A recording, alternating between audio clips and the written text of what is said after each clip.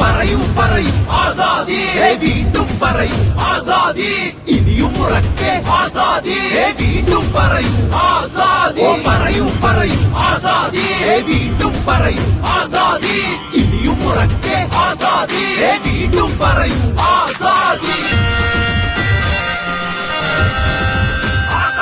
നാം ഇന്ത്യൻ ജനത ആസാദി ഇത് നമ്മുടെ നാട് ആസാദി ഇത് നമ്മുടെ മണ്ണ് ആസാദി ഇതാണ് അവകാശം ആസാദി നാം ഇന്ത്യൻ ജനത ആസാദി ഇത് നമ്മുടെ നാട് ആസാദി ഇത് നമ്മുടെ മണ്ണ് ആസാദി ഇതാണ് അവകാശം ആസാദി പറയൂ പറയൂ ആസാദി വീണ്ടും പറയൂ ആസാദി ഇനിയും ഉറക്കെ ആസാദി വീണ്ടും പറയൂ ആസാദി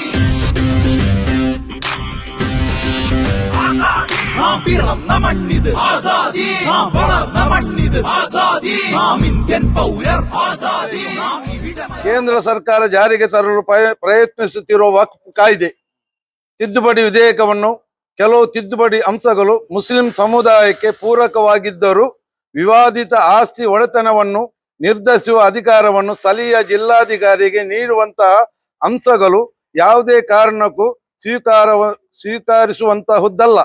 ಕಾಯ್ದೆ ತಿದ್ದುಪಡಿಯಲ್ಲಿ ಬರುವಂತಹ ಆಕ್ಷೇಪಾರ್ಹ ವಿಷಯಗಳ ಬಗ್ಗೆ ಈಗಾಗಲೇ ಮುಸ್ಲಿಂ ಸಮುದಾಯ ಇಮೇಲ್ ಚಳವಳಿ ನಡೆಸಿ ಜಂಟಿ ಸಂಸದೀಯ ಮಂಡಳಿಯ ಸಮಕ್ಷಮ ವಿರೋಧ ವ್ಯಕ್ತಪಡಿಸಿದೆ. ಆದರೂ ಕೇಂದ್ರ ಸರ್ಕಾರ ಮುಸ್ಲಿಮರ ಪ್ರತಿಭಟನೆಯನ್ನು ಪರಿಗಣಿಸದೆ ಬಿಲ್ ಅನ್ನು ಜಾರಿಗೆ ತರುವುದರ ಬಗ್ಗೆ ಸಂಸತ್ತಿನಲ್ಲಿ ಪ್ರಯತ್ನಿಸುತ್ತಿರುವ ಪ್ರಜಾಪ್ರಭುತ್ವ ವಿರೋಧಿ ನಡೆಯಾಗಿದೆ. ಇದು ಮುಸ್ಲಿಮರ ಧಾರ್ಮಿಕ ವಿಷಯಗಳಲ್ಲಿ ಸರ್ಕಾರ ನೇರವಾಗಿ ಹಸ್ತಕ್ಷೇಪ ನಡೆಸುವ ಹುನ್ನಾರ ಆಗಿರುತ್ತದೆ. ಇದನ್ನು ವಿರೋಧಿಸಿ ಇಂದು ನಾವು ನಮ್ಮ ಧಾರ್ಮಿಕ ಸಂಸ್ಥೆಗಳ ವತಿಯಿಂದ ಸಾಂಕೇತಿಕ ಶಾಂತಿಯುತ ಪ್ರಜಾಸತ್ತಾತ್ಮಕ ಸಂವಿಧಾನಿಕ ಪ್ರತಿಭಟನೆಯನ್ನು ಹಮ್ಮಿಕೊಂಡಿದ್ದೇವೆ.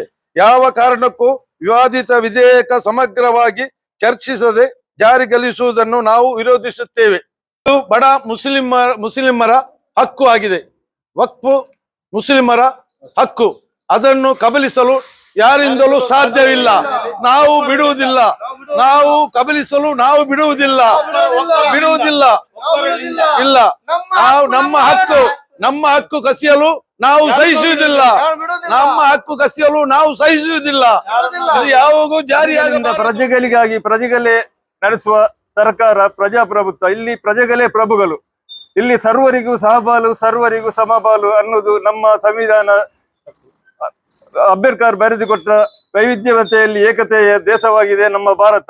ಇಲ್ಲಿ ಇದೀಗ ಕೆಲವು ರಾಜಕೀಯ ಕುತಂತ್ರಗಳಿಂದ ಇಲ್ಲಿನ ವೈವಿಧ್ಯತೆಗೆ ಧಕ್ಕೆ ಬರುವಂತಹ ಕೆಲವು ಸಂವಿಧಾನ ವಿರೋಧಿ ಕಾರ್ಯಗಳನ್ನು ನಡೆಸುವುದು ನಾವೆಂದಿಗೂ ಸಹಿಸಲಾರದು.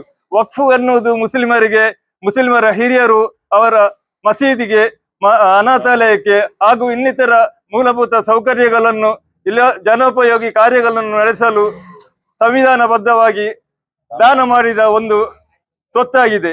ಇದರ ಹಕ್ಕು ಮುಸ್ಲಿಮರಿಗೆ ಯಾವಾಗಲೂ ಇರುವುದು. ಇದಕ್ಕೆ ವಿರುದ್ಧವಾಗಿ ಮುಸ್ಲಿಮರ ಪ್ರತಿಭಟನೆಯನ್ನು ಕಡೆಗಣಿಸಿ ಅವರ ಯಾವ ಕೇಳಿಕೆಗೂ ಒಂದು ಇದನ್ನು ಕೊಡದೆ ಇಲ್ಲಿ ನಮ್ಮ ವಿರುದ್ಧವಾಗಿ ಸಂವಿಧಾನ ವಿರುದ್ಧ ಕಾಯ್ದೆಯನ್ನು ಜಾರಿಗೊಳಿಸಲು ಎಂದಿಗೂ ಸಾಧ್ಯವಿಲ್ಲ. ಇದನ್ನು ಮುಸ್ಲಿಮರ ವಿರುದ್ಧವಾಗಿ ಎತ್ತಿಕಟ್ಟುವ ಒಂದು ಹುನ್ನಾರವಾಗಿದೆ. ಬ್ರಿಟಿಷರು ಒಡೆಯಲಿರುವ ನೀತಿಯನ್ನು ಪ್ರದರ್ಶಿಸಿದಂತೆ ಇಂದು ಕೆಲವು ರಾಜಕೀಯ ಕುತಂತ್ರದಿಂದ ನಮ್ಮ ದೇಶದ ಐಕ್ಯತೆಯನ್ನು, ಸೌಹಾರ್ದತೆಯನ್ನು ಒಡೆಯಲು ಕೆಲವರು ಕುತಂತ್ರರಲ್ಲೂ ನಡೆಸುತ್ತಿರುವ ಈ ಕಾರ್ಯಕ್ಕೆ ವಿರುದ್ಧವಾಗಿ ಪ್ರತಿಭಟನೆ ನಡೆಸುವುದು ನಮ್ಮೆಲ್ಲರ ಕರ್ತವ್ಯವಾಗಿದೆ. ಆದ್ದರಿಂದ ನಮ್ಮ ರಹಮಾನಿಯ ಜುಮಾ ಮಸೀದಿ, ನಮ್ಮ ಧಾರ್ಮಿಕ ಸಂಸ್ಥೆಯ ವತಿಯಿಂದ ನಾವು ಇದೊಂದು ಪ್ರತಿಭಟನಾ ಕಾರ್ಯಕ್ರಮವನ್ನು ಹಮ್ಮಿಕೊಂಡಿದ್ದೇವೆ. ಇದಕ್ಕೆ ಬಂದ ಸರ್ವರಿಗೂ ಕೃತಜ್ಞತೆಗಳನ್ನು. ಭಾರತ ದೇಶದಲ್ಲಿ ವಾಸಿಸುವ ಜನರಾಗಿದ್ದೇವೆ ನಾವು. ಭಾರತ ದೇಶದಲ್ಲಿ ಹಲವು ಧರ್ಮಗಳು, ಹಲವು ಪಂಗಡಗಳು, ಹಲವು ಜಾತಿಗಳು ವಾಸಿಸುವಂತಹ ಒಂದು ಜಾತ್ಯತೀತ ರಾಷ್ಟ್ರ. ಈ ಭಾರತ ದೇಶಕ್ಕೆ ಸಂವಿಧಾನ ಶಿಲ್ಪಿ ಅಂಬೇಡ್ಕರ್ ಕೊಟ್ಟಂತಹ ಒಂದು ಸಂವಿಧಾನ ಜಗತ್ತಿಗೆ ಮಾದರಿಯಾದಂತಹ ಒಂದು ಸಂವಿಧಾನ. ಈ ಸಂವಿಧಾನದಲ್ಲಿ ಎಲ್ಲ ಧರ್ಮೀಯರಿಗೂ ಅವರವರ ಧರ್ಮದ ಆಚರಣೆಗಳನ್ನು ಬದುಕಿಸಿ, ಆಚರಣೆಗಳನ್ನು ಪಾಲಿಸಿ ಬದುಕುವ ಹಕ್ಕು ಸಂವಿಧಾನ ನೀಡಿದೆ. ಅದರಂತೆಯೇ ಮುಸಲ್ಮಾನರಿಗೆ ಅವರ ಧರ್ಮದ ಆಚರಣೆಯನ್ನು ಪಾಲಿಸಿ ಬದುಕುವ ಹಕ್ಕು ಭಾರತದ ಸಂವಿಧಾನ ನೀಡಿದೆ. ಈಗ ತಾನೇ 1923ರಲ್ಲಿ ಸ್ಥಾಪಿತವಾದಂತಹ ವಕ್ಫ್ ಕಾಯ್ದೆ, ಅದಕ್ಕೆ 1955ರಲ್ಲಿ ಒಂದು ತಿದ್ದುಪಡಿಯನ್ನು ತರಲಾಯಿತು. ಆ ತಿದ್ದುಪಡಿಯಲ್ಲಿ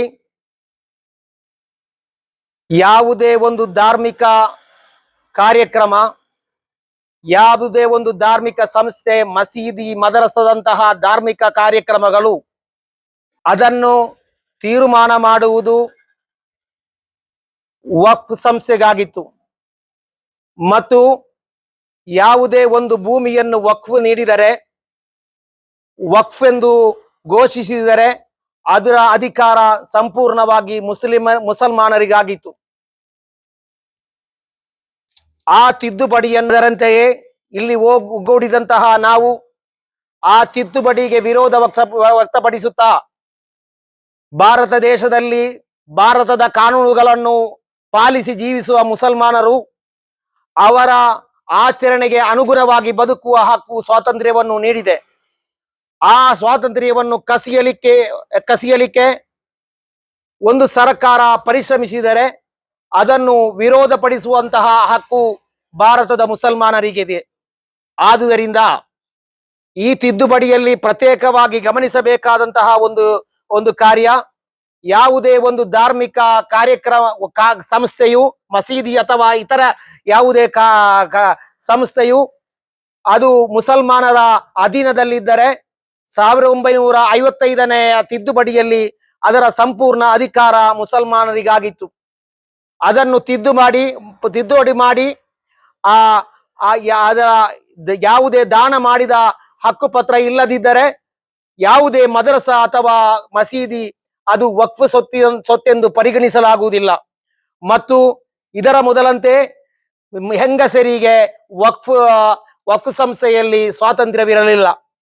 ಈಗ ತಿದ್ದುಪಡಿ ಮಾಡಿದಂತಹ ಕಾರ್ಯಕ್ರಮದಲ್ಲಿ ಮುಸಲ್ಮಾನರಿಗೂ, ಮುಸಲ್ಮಾನರ ಆಸ್ತಿ ಸೊತ್ತಿನಲ್ಲಿ ಇತರ ಧರ್ಮೀಯರಿಗೂ ಪಾಲುದಾರಿಕೆಯನ್ನು ನೀಡುವಂತಹ ಶ್ರಮಗಳು ನಡೆಯುತ್ತಿವೆ. ಇಂತಹ ಕಾರ್ಯಕ್ರಮಗಳಿಗೆ ವಿರೋಧವಾಗಿ ಒಂದು ಸಾಂಕೇತಿಕವಾದಂತಹ ಪ್ರತಿಭಟನೆಯನ್ನು ರಹಮಾನಿಯಾ ಜುಮಾ ಮಸೀದಿ ಪೇಟೆ ಹಾಗೂ ಬುಸ್ತಾನುಲ್ ಉಲೂಮ್ ಅಸೋಸಿಯೇಷನ್ ವತಿಯಿಂದ ನಾವು ಹಮ್ಮಿಕೊಂಡಿದ್ದೇವೆ. ಇಂತಹ ಒಂದು ಕಾರ್ಯಕ್ರಮವನ್ನು ಹಮ್ಮಿಕೊಂಡಂತಹ ಈ ರಹಮಾನಿಯಾ ಜುಮಾ ಮಸೀದಿಯ ಆಡಳಿತ ಸಮಿತಿಯವರಿಗೂ ಹಾಗೂ ಬುಸ್ತಾನುಲ್ ಉಲೂಮ್ ಅಸೋಸಿಯೇಷನ್ ಇದರ ಸಮಿತಿಯವರಿಗೂ ನನ್ನ ಮನದಾಳದ ಅಭಿನಂದನೆಗಳನ್ನು ಸಲ್ಲಿಸುತ್ತಾ, ಇಂತಹ ಪ್ರತಿಭಟನೆಗಳು ಹಲವು ಬಾರಿ ಎಲ್ಲ ಸಂಸ್ಥೆಗಳಲ್ಲಿಯೂ ಬೀದಿಗಳಲ್ಲಿಯೂ ನಡೆಯಲಿ ಎಂದು ಹಾರೈಸುತ್ತಾ ನನ್ನ ಮಾತಿಗೆ ವಿರಾಮ. ಅಸ್ಸಲಾಮು ಅಲೈಕುಂ ವರಹಮತುಲ್ಲಾಹಿ ವಬರಕಾತು.